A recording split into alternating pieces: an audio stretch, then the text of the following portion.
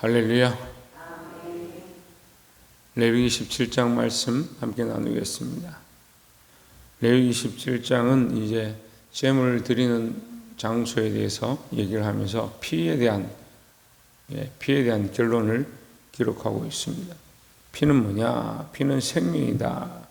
피를 함부로 흘려서도 안 되고 함부로 먹어서도 안 된다. 그럼 왜 피를 함부로 흘리고 함부로 먹으면 안 되냐?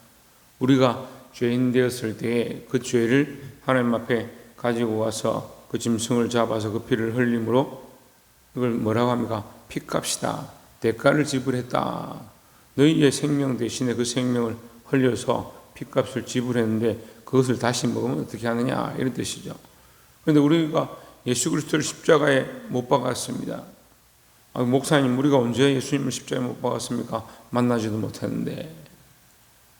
우리의 죄 때문에 예수님 돌아가셨으니까 내가 죄인인 줄 알면 내가 십자가에 못 박은 사람인 줄 기억하게 되는 겁니다. 우리가 사도신경을 날마다 이렇게 고백하는 이유는 내가 빌라도 같은 자다. 그리고 그 사도신경 속에 유일하게 적대적인 존재, 죄인의 존재가 이 빌라도예요. 빌라도를 왜 고백하느냐? 내가 빌라도라는 거죠. 내가 강도 같고 내가 빌라도 같아서 내가 예수님을 십자가에 못 박았다. 내가 예수님을 내어줬다. 내가 나 때문에 그 핏값을 흘렸다라는 거죠. 근데 믿음이 없으면 어떻게 생각합니까? 나는 절대 예수님을 십자가에 못 박은 사람이 아니다. 그럼 뭐요? 피를 다시 먹고 있는 거예요. 죄값을 자기 스스로 지고 있는 거죠. 자기가 죄인인 줄 똑바로 알아야 된다는 겁니다. 17장 5절에 그런즉 이스라엘 자손이 들에서 잡던 그들의 재물을 해막문 여호와께로 끌고 가서 제사장에게 주어 화목제로 여호와께 드려야 할 것이요 있습니다.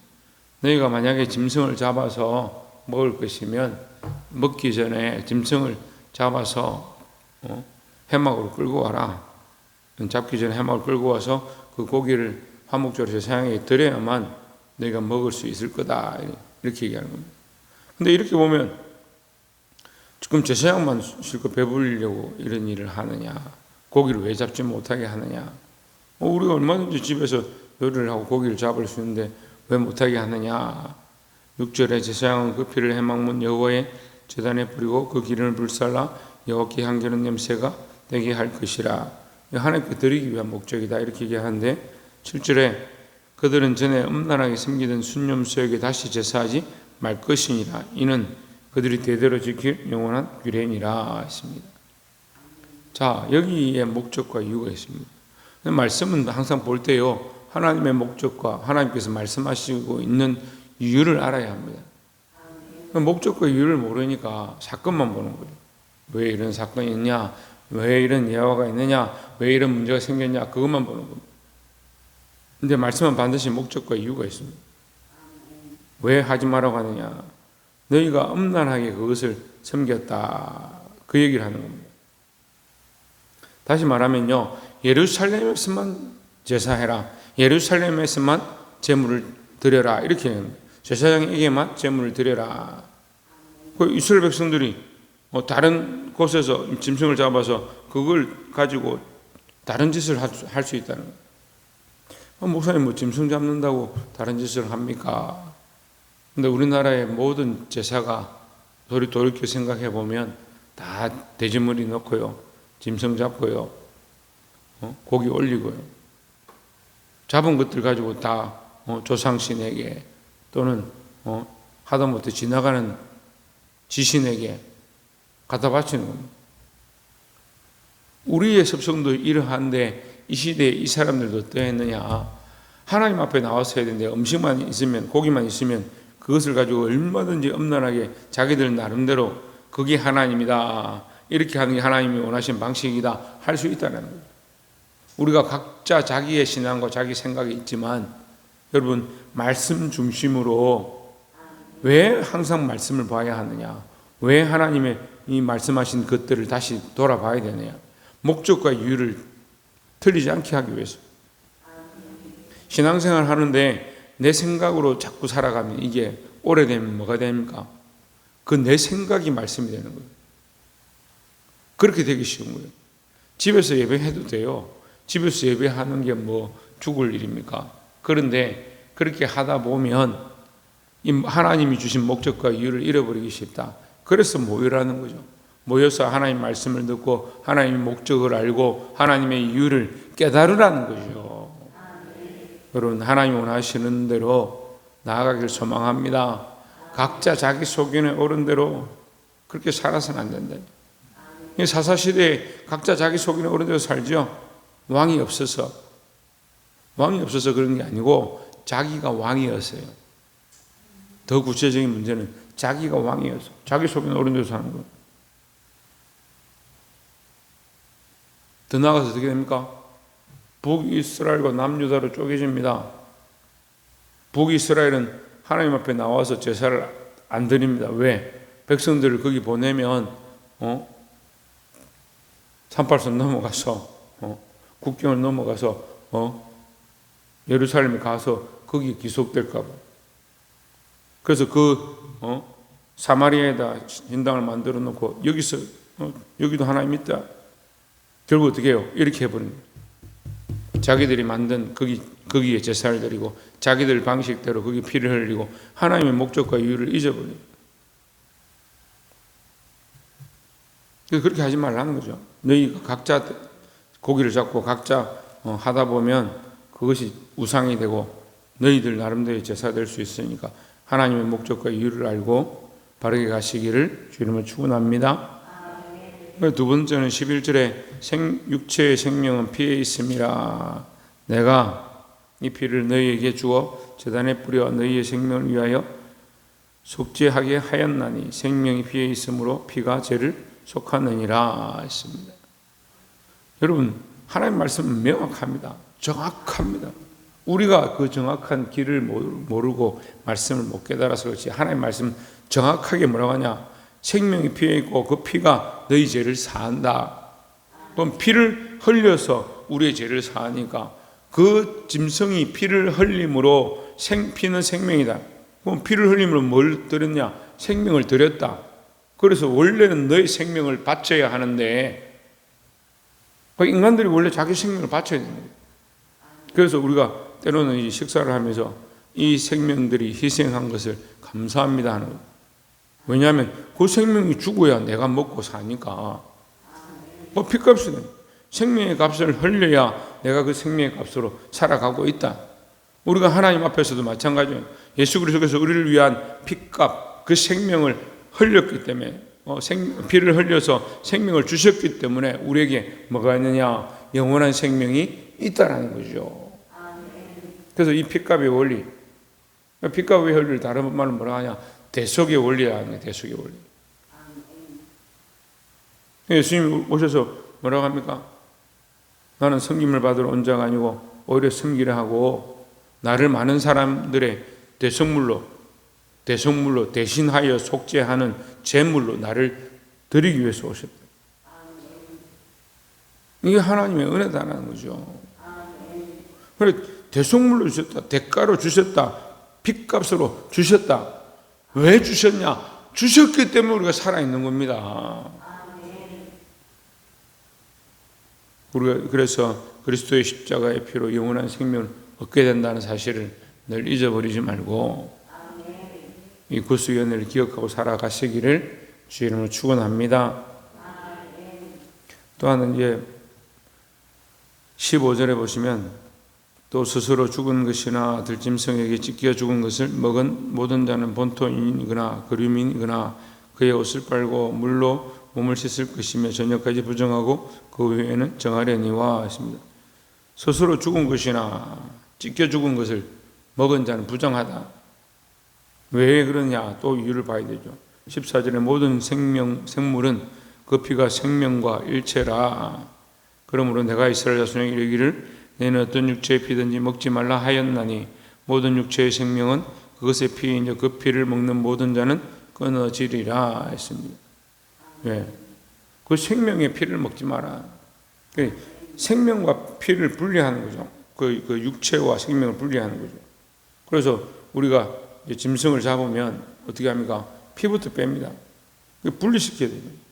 피와 고기를 같이 먹으면 안 되는 거예요. 그런데 그 찢겨 죽거나 스스로 죽은 것은 어떻게 됩니까? 피를 빼지 않았으니까 그 고기가 좋지 않다 이 말이죠. 그게 부정하니까 그 고기가 좋지 않다. 그래서 지금 우리도 여기서 지혜를 얻을 수 있죠. 실제로 우리가 먹는 음식이나 고기도 그 피를 같이 먹을 수 없다. 그러니까 피를 빼야 되는 거예요. 왜? 거기에 이제 생명이 있으니까. 근데 어떤 선교사님이 저한테 저보다 나이가 한 10년 많은데 질문을 하는 거예요.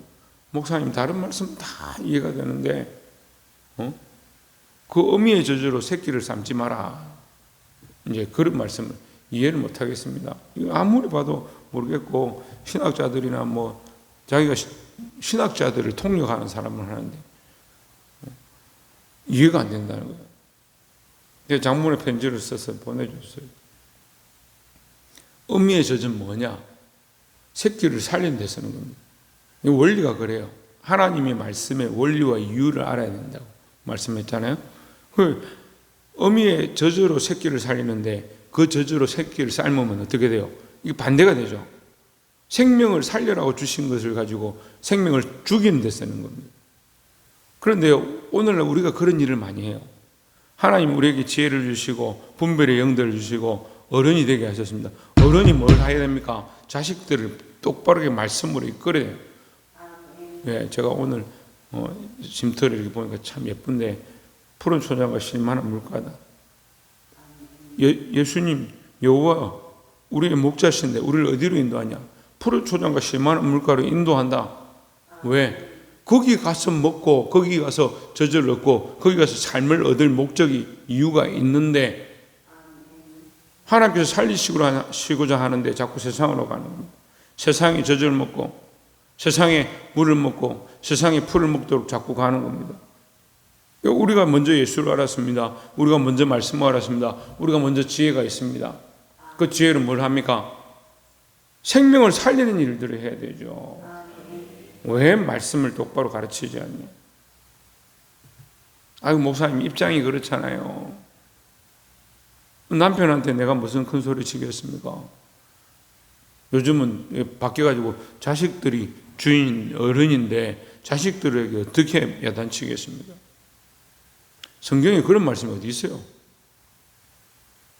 지혜로 가르쳐야 되는데 하나님 말씀이 우선이고 하나님이 우선이 돼야 되는데 자식이 우상이 돼가지고 자식한테 함부로 말하면 안 돼요. 혼내면 안 돼요. 그럼 뭘 합니까? 저는 아동학대 하는 사람처럼 그런 거예요. 지금 애들 야 똑바로 예배 드려. 여러분들도 영적인 아동이다 하면 제가 말씀으로 그렇게 살면 안 됩니다. 그렇게 하면 저는 뭐요? 학대하는 사람이에요?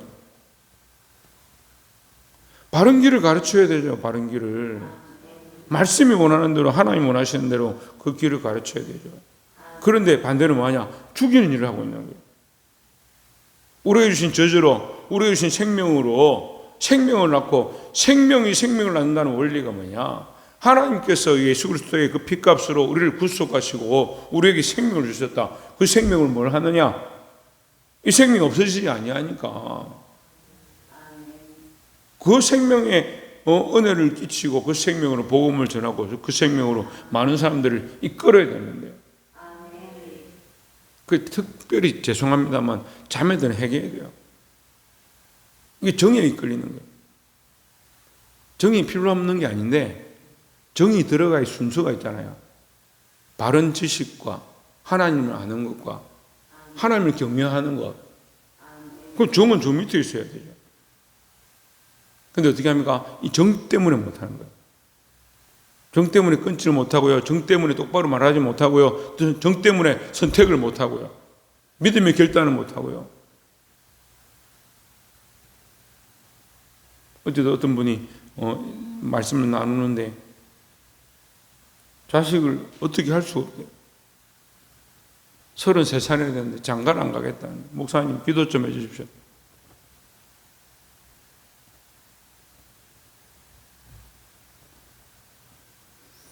제가 기도해야 됩니까? 지 자식인데 제가 기도해야 됩니까?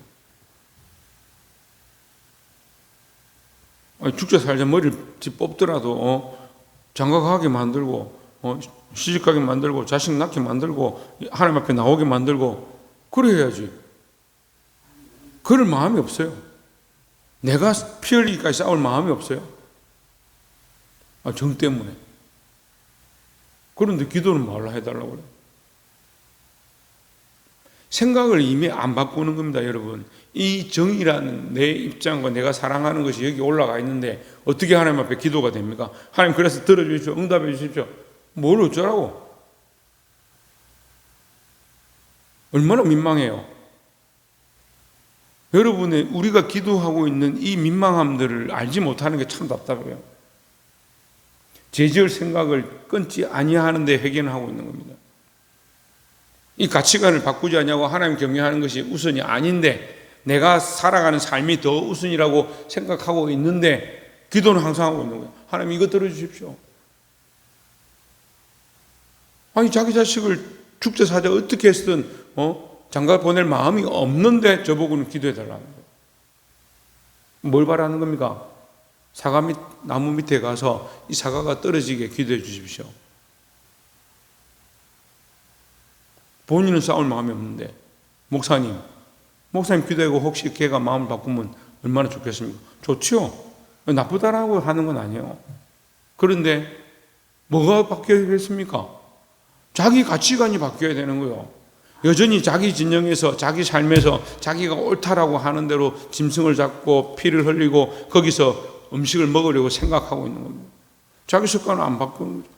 스스로 각자가 자기 속에는 옳은 대로 자기가 왕된 삶들을 살아가면서 말씀 앞에 나와서 기도하는데 기도해서 내가 도전받고 나를 깨고 내가 생각했던 주인을 내려놓고 하나님이 주인이시고 예수 그리스도가 나의 주인이시고 바꿔야 되는데 이거 안 바꾸고 날마다 기도를 하는 거예요. 어떻게 하라고요? 제가 도대체 뭘 해줘야 됩니까? 그래도 하나님 제게 지시한 대로 말씀을 전할 뿐이지만 여러분 하나님의 목적과 이유를 알아야 되고 내가 뭘 보고 있는가. 근데 이런 훈련을 하지 않으면요 이 말씀이 굉장히 걸려요.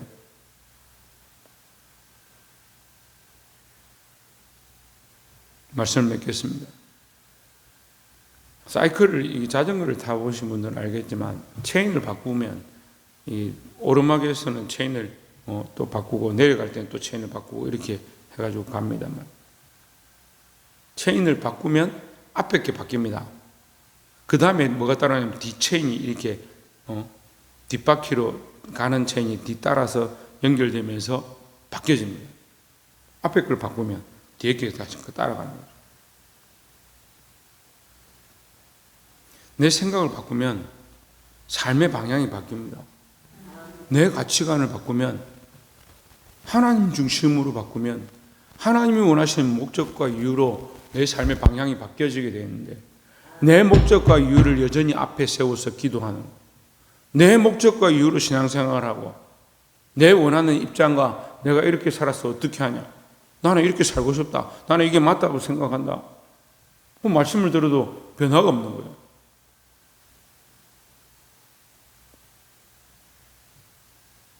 사랑하는 성도 여러분 하나님께로 맞추시길 바랍니다. 하나님 원하시는 목적과 이유 하나님 뜻을 똑바로 알아서 삶에 적용함으로 이 약한 세대 가운데 승리할 수 있기를 주의 이름으로 축원합니다. 기도하겠습니다.